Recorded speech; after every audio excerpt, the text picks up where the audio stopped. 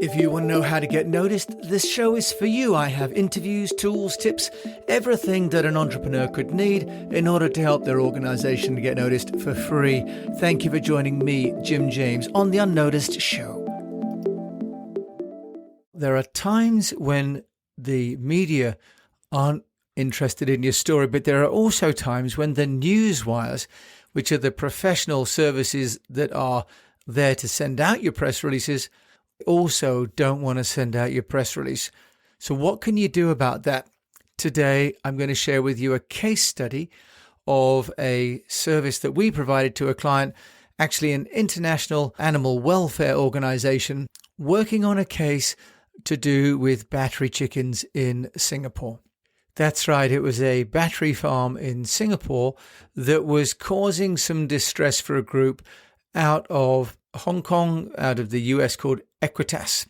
And Equitas is a global non-profit organization which has offices in the UK, the US, and Asia. And it's dedicated to consumer protection and animal welfare in the food supply chain. So quite specific, and they advocate for animal protection. Now, they came to us because they had identified that there's a chicken farm in Singapore that was producing what they call caged eggs. In other words, the hens lay their eggs inside cages. They're not free range. Now, this is actually against some international moves by both governments and retailers to have only eggs that are semi-free range, but not in small pens and small cages. Now, the problem was that it had been identified that a large supermarket chain in Singapore, owned by a Hong Kong listed company, was selling eggs that were sourced from a farm in Singapore that was using caged battery farming. Now, the case was quite clear. They had video of chickens being transported in inhumane conditions. They had video taken inside one of the facilities that showed feces, for example, on the ground and dirty eggs. They couldn't get any news wire to run the press release, but also they couldn't get any other agencies to take on the release. And we did question whether we should do it, but we believe that an organization, Equitas, should be supported because they are basically trying to support the consumer well-being. And what they're really coming up against is the commercial realities that news wires and the big publishers, by and large, get paid a lot of money by these big companies that are, for example, in retail. And also because this retailer in Singapore was well recognized, and the Singapore egg supplier was also one of the leading egg suppliers and recognized by the Singapore government. So there were some questions there about defamation and liability. So we really had to take a look at that carefully first. Once we'd looked at the materials and done our own due diligence, we had to, of course, get the client to sign a waiver saying that if there were any implications for us legally, they would cover our legal fees, because we couldn't take, of course, our own trips down to the egg supplier. And we were aware, as we've had before, sometimes people bring cases against the PR firm, even though the PR firm is just acting on instructions. So once we got those assurances from the Equitas group, we looked then at the release. And they'd written a release that really talked about how this Hong Kong listed retail conglomerate should not be allowed to sell its eggs in Singapore. Now, the problem with this, of course, is that it's taking on Goliath really without any weapons at all.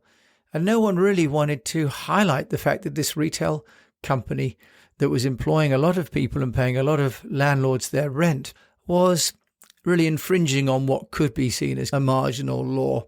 No one's too bothered about chickens, in truth, and certainly no one wanted to take on these multinational listed companies, except for Equitas. They wanted to take them on.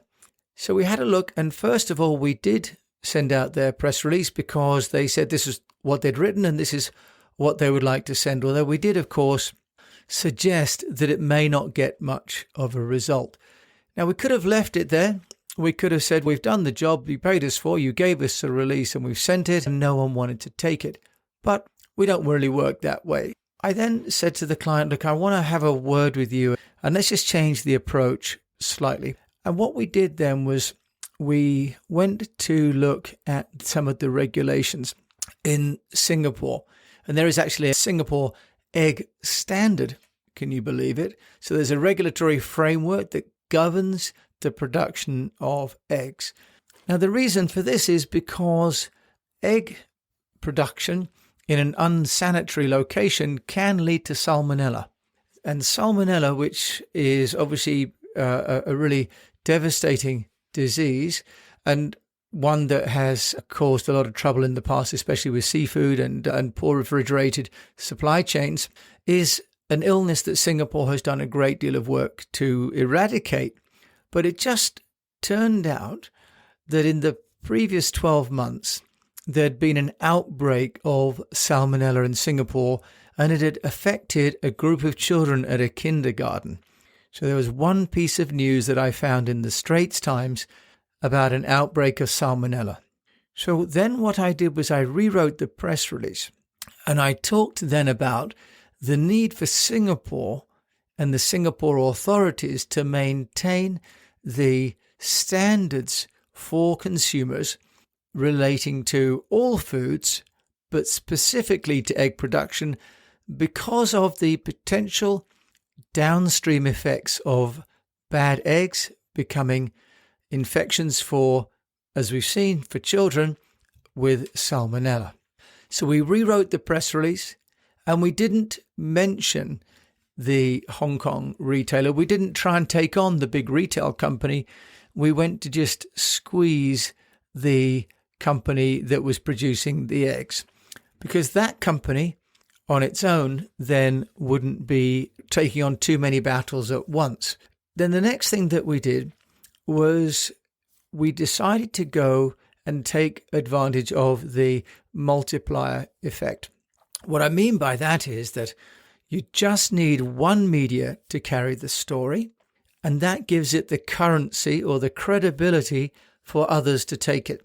If you're dealing with something that's slightly marginal, slightly contentious, like the impact of selling eggs that were laid by hens in cages, then mainstream media don't really want to touch that. But the online citizen in Singapore, they did want to run this story, because the online citizen is run by an independent journalist, almost a blogger really, but they have a great reading, they have a great following amongst people in Singapore that are not just following the government-published publications of the Straits Times, Berita Harian, Linhe Jiao Bao, which are the English language, Malay and Chinese language publications from the Singapore government. So the online citizen ran the story. And what we did was then we amplified that and put that out onto social media. And we got other people in mothers' groups to start to repost this. Now, then what happened was that the Channel News Asia, which is actually the TV station, picked up the story and they ran it on their website. And we then got the client story getting momentum in the market without us doing anything. The cascade effect took over as more and more local and international media started to share the news. And then what happened was that the Singapore Association, the Singapore Food Administration, said publicly that it licenses and regularly inspects chicken egg farms.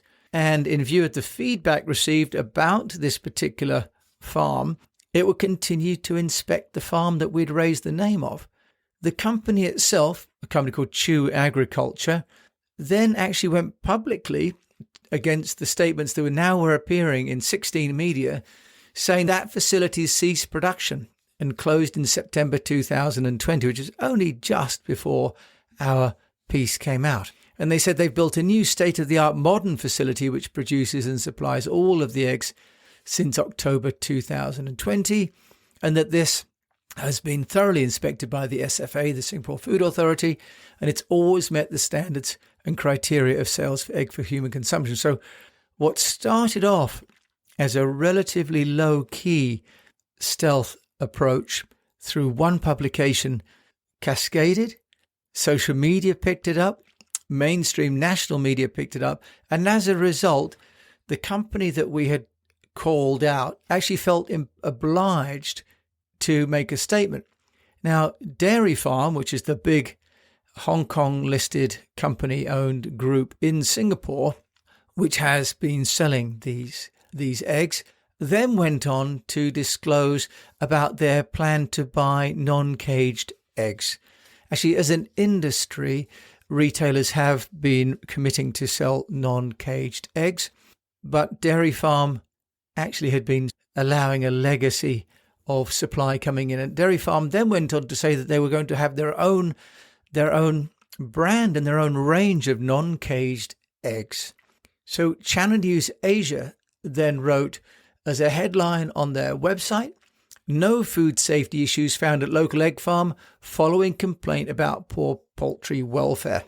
Now, they said there was no food safety issues, but what we've done is we've raised the whole spectre that there could have been and that there were. Another piece of coverage came out. Dairy Farm Group egg supplier reported to the Singapore Food Agency following investigation. That's right. What I also advised Equitas to do was to file an official complaint with the Singapore Food Agency, because I know the Singapore Food Agency is obliged to investigate every major complaint made against a supplier in Singapore. What we did was we used this niche strategy by just going to the Online Citizen. We used the regulatory framework, and we got then media coming in, starting to cover another headline. For example, International Consumer Protection Organization files complaint against local farm for producing caged eggs. And each of these, and there are 16 of them, bring great coverage, pictures of chickens in eggs. And obviously we've got the Chew Agriculture and Dairy Farm both saying that they don't espouse caged eggs and that they are either finishing that or will be finishing and committed to free range eggs. So the learnings: don't give up. Just because a mainstream platform doesn't want to give you an airing, it doesn't mean that there isn't an angle somewhere. It's just finding it. Start with one media that will publish the story and use the credibility from that coverage to establish an audience. All you need is one piece of coverage to start the sense of legitimacy, and that can lead to the cascade effect. Amplify that using your own social networks and get other people to share it through theirs. And if you can, get the industry players to start to comment, because then those people that you need to impact end up being drawn into the conversation. So I want to share with you a case study. It's some work we did with the Equitas Animal Welfare Group in Singapore. No one else wanted to touch this story. The first iteration given by the client actually wouldn't fly. So we went back, we revisited it, and crisis management, issues management, anything specific that might involve, for example, liability and defamation, has to be handled extremely carefully, but it can be dealt with a light touch, and it can end up with great results. And I guess ultimately, for those children that might have got salmonella from tainted eggs, we've done a little bit to try and safeguard their health, and that ultimately makes what we're doing worthwhile. Whatever you're doing, I pray that you have good success, and if you need any help, just call me, write to me, jim@eastwestpr.com. Thank you so much for listening to this episode of The UnNoticed Show. Thank you for listening to this episode of The UnNoticed Show. I hope that you've enjoyed it. And if you have, please do rate it on any of the players. If you'd like more information, go over to eastwestpr.com and subscribe to our weekly newsletter, or connect with me on LinkedIn. That's just Jim James, East West Public Relations. I'd be delighted to connect with you and let me know how I can help you to get noticed.